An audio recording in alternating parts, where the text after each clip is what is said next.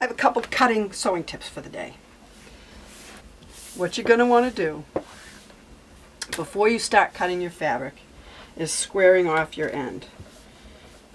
I rely on the ruler and not on the grid that's on the table.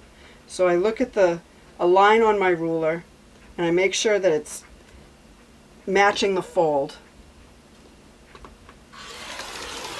And then I cut that end off. And because I'm a righty, I flip it back over to the other side so that I can measure the pieces that I want to cut.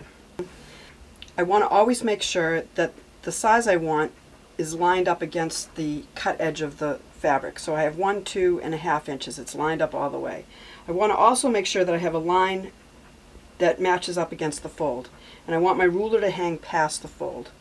I don't want to stand in front of the ruler because then I'm cutting at a weird angle with my hand. I want to stand to the side and cut from the hip. I want to place my hand at the beginning of the ruler and I want to press really hard so that I can catch that fold and actually make a cut. That's where most people end up when they first start cutting. They miss the little piece at the beginning. I start my blade, I open my blade, and then I start it off the end of the fabric but right up against the ruler. And I push down nice and hard.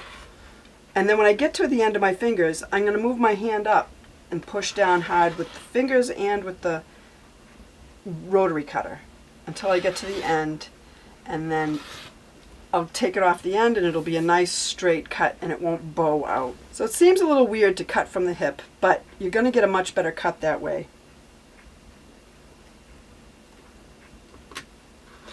So remember, move your hand, cut from the hip, and always close your blade when you're finished.